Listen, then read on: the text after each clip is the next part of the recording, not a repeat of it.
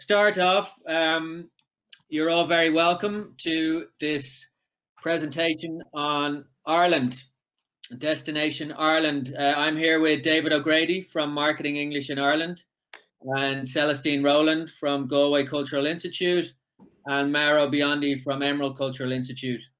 And we want to just give you a quick flavor of what's been happening over the last 6 months in Ireland. David is going to do a quick presentation, a quick overview, he's going to discuss how language schools have navigated through the last 6 months. He'll talk about some of the restrictions currently in place in Ireland, the engagement that we've had with the government around the safe opening of our schools, and also the outlook for 2021. So we'll go through the presentation, and then we'd like to hear from you guys. We'd like to get some questions and some thoughts, that anything that you want us to discuss in more detail, and we can cover that. So I will hand you over to David, and he can start the presentation. Thanks, Nico. Hello, everybody. Good evening. Here we are. This is David from MEI in Dublin, where it's a Wednesday evening, just after 4:30 in the afternoon. So thank you, everybody, for joining in. Well, as Nico said in the introduction, the last 8-9 months have been, like with everybody else in the world, quite sort of traumatic for us. As you know from the industry, that our business depends on movement, on travel, on face-to-face engagement with teachers, students, and all of that has been rendered impossible or enormously difficult since last March. In MEI, we are the association of 57 English language schools around the country, in Dublin and in the cities. Big schools, small schools, country schools, city schools, a whole range of programs on offer that cater for all the needs of international students on their way to improve their language skills. Obviously, we're all in an unusual place at the moment. In March of 2020, which was 7 or 8 months ago, on the 12th of March, following government directions, all schools were closed and asked to close and stay closed indefinitely. Therefore, we had no choice but to transfer immediately to an online provision of English language. Now, obviously, the schools didn't have much background, much history in preparing English language teaching online. So for us, it was a very quick, very sudden change of gear. At the beginning, perhaps a little tentative, but slowly the delivery online became better, became more professional, more organized, and both students and teachers, everybody became more familiar with the process involved. So for about the originals, until about the beginning of August, we were online. Then, because the infection rate had lowered, the government said schools could reopen under certain conditions of social distancing, health and safety precautions, all laid out by government directive. So they were followed by the schools. Most of the schools opened in early August. Obviously in a much different environment, smaller class sizes because there were social distancing involved. Also, we didn't have new students arriving because of lack of travel access from abroad. So mostly from August onwards, we were teaching students we had been teaching online, who were the students who were registered in our schools in March, students who renewed or extended their visas so they continued in the schools. And then about 5 weeks ago, Because of a rise of infection levels, schools were again asked to close.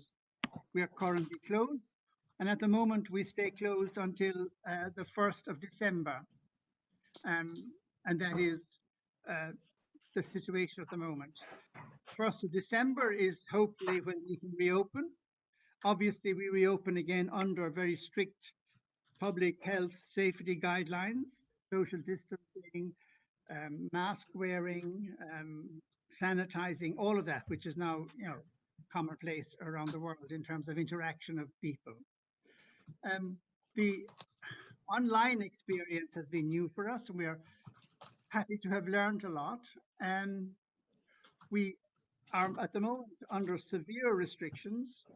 They hopefully will be lifted soon. And we have worked in preparing for opening and eventual reopening with the different government departments, mainly the Department of Higher and Further Education, and also the Department of Justice in terms of immigration rules. We have worked in proposing protocols for reopening. In other words, every aspect of the students' interaction with the school pre-arrival, on arrival at the airport, transfer from the airport to residential or to accommodation, and then first day in school, and then the idea of restricted movement. At the moment in Ireland, if you arrive or when you arrive, there is 2 weeks of what's called restricted movement. In other words, you are limited to the number of people you can see or meet, or to where you can travel. So the first 2 weeks are very restricted. And then after that, you join and teaching is online for those 2 weeks. And then you join the school, again under strict health and safety conditions. Um, in terms of access to Ireland, well, at the moment there is a travel corridor, but they are varying from country to country insofar as depends on the infection rates in those other countries. So it's changing all the time. Um, Students, by and large, the students who have been doing part-time work in Ireland uh, prior to the COVID opening are entitled to social welfare benefit payment to help them uh, defray the costs because if the part-time work no longer exists. Um, we have worked very closely and in great detail with government departments, and we are confident that when we fully reopen in terms of when we're in a position to accept students from all visa requiring countries, that all our protocols, all our preparations will be perfect for the students to arrive. I think that's all really. Um, I mean, at the moment, in four of our visa issuing embassies, Abu Dhabi, Moscow, Ankara, and Beijing, um, visas for English language study are not being issued. Um, we are working closely with government departments to ensure that having all the sufficient protocols in place at our end, that then it will be safe for them to start issuing visas in those countries. And that we hope will happen certainly in the first, well, hopefully in the first quarter of 2021. Um, After that, well, I mean, we're optimistic about next year, about 2021. Well, obviously, nothing can be worse than this year, but for 2021, we anticipate and hope that certainly in the second quarter, April, May, June, there should be an improvement in conditions in terms of arrival of vaccine, in terms of um, protocols in place, and in terms of access to Ireland by different airlines. And schools are happy that given the opportunity next year, business can eventually and slowly and safely return to, well, quasi-normal conditions by the summer of next year. Um,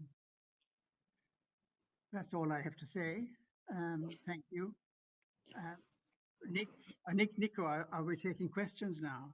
Yeah, so thanks, David. So yeah, what I'd like is maybe if anyone has any questions or anything that you'd like to know a little bit more about, you can just type it in the chat. I think just to echo, some of what David was saying there. Obviously, it's been an exceptionally difficult 6 months for all schools here in Ireland. We've been open, we've been closed, we've been open again.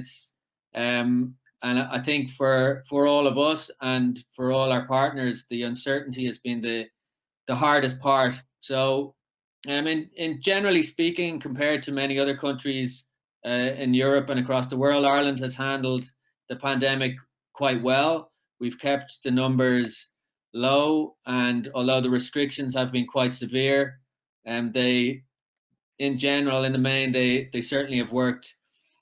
So we are very, very hopeful and positive for 2021.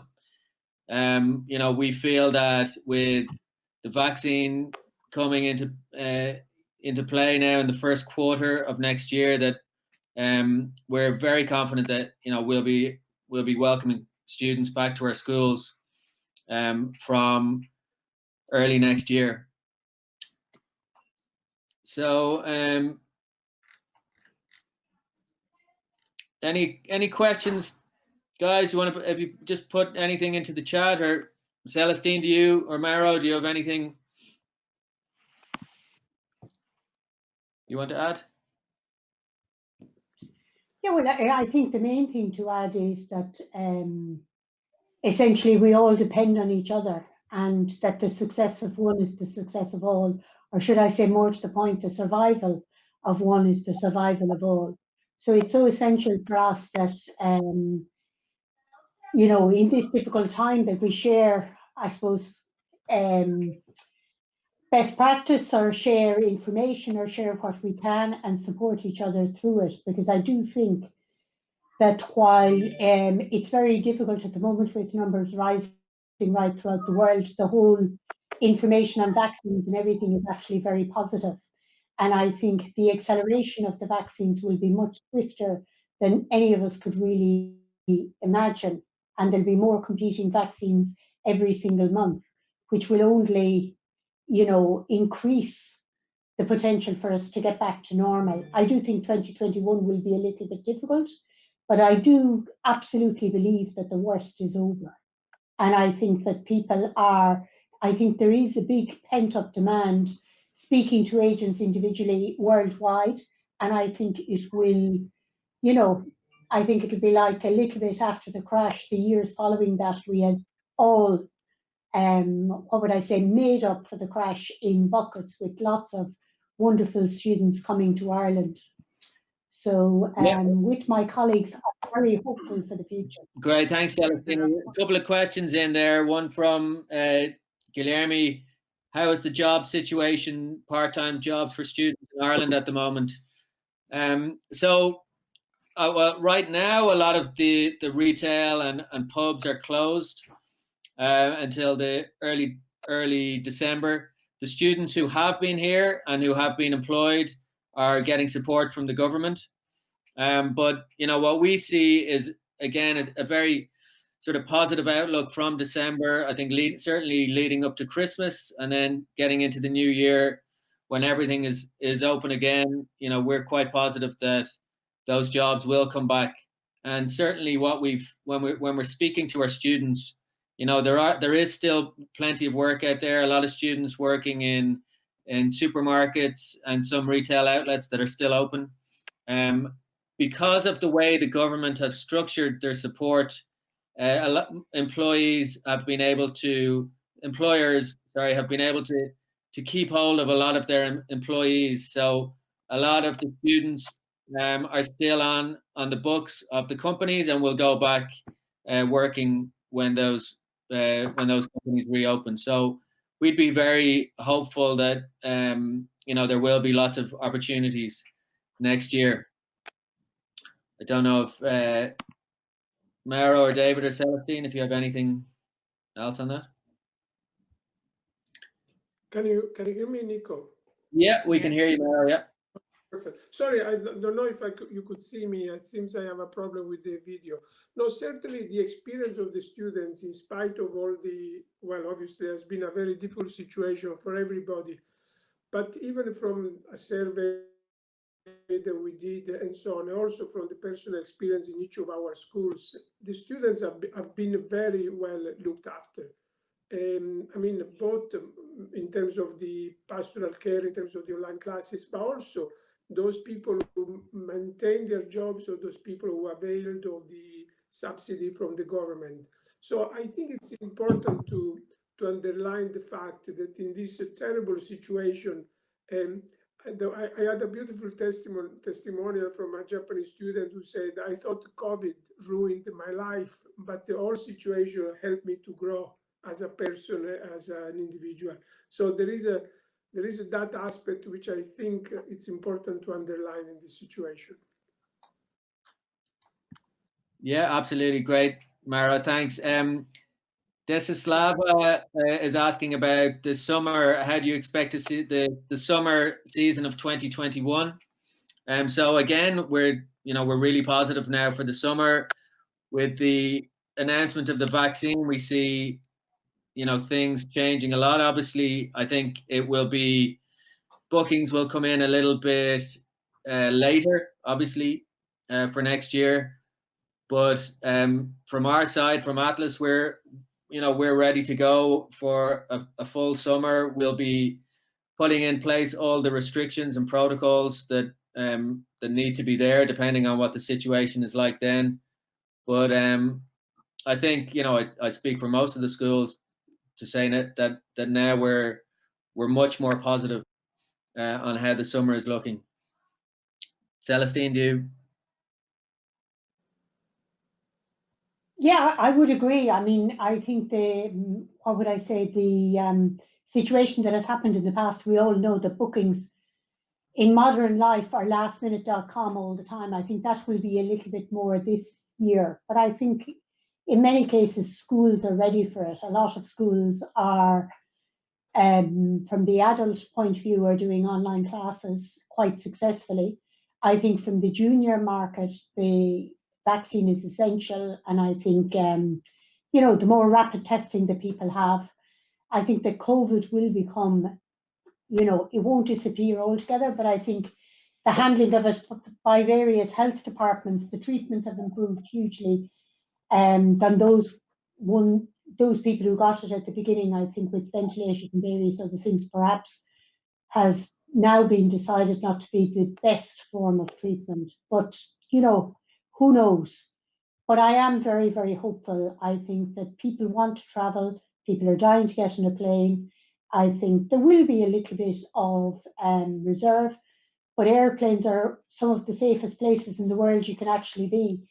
And I think too, for schools, an awful lot, and for the MEI schools, an awful lot of efforts have been put in to making premises safe. And I think that will probably continue a little bit into the summer season. For sure. Okay, great. We've just a couple more minutes left. Maro, any other thoughts from you? No, I think just very quickly, adding to what Celestine said, times of crisis is always obviously challenging for everybody. But it has also proved, it has been a possibility, an occasion, even for language schools in Dublin. As Celestine mentioned, we have been talking to each other, we have been cooperating, we have been developing protocols. In a sense, we have been having a dialogue with the authorities in order to improve the safety of the students and maintaining the quality of what we can offer in Ireland. So the dialogue among the schools in Ireland, which normally, we are competitors, but there's been a very, very positive attitude, which I think it's something that we will maintain even after the crisis. Yeah, here. David, any last words? No, I mean, I think horrible as the situation has been, we've all learned and adapted and, you know, worked well with student welfare in terms of online provision, in terms of healthcare. So I think, you know, if we look at the positive sides, we've learned a lot and we face the new year much more confidently. Yeah, absolutely. Okay, so thanks very much, everybody, for attending. We're looking forward to welcoming lots of students next year to Ireland, and hopefully get back to some sort of normality. And hopefully we'll be seeing you all soon at some point in the flesh. Thanks a lot. Thanks, David, for the presentation. Thanks, Celestine. Thanks, Maro. Bye.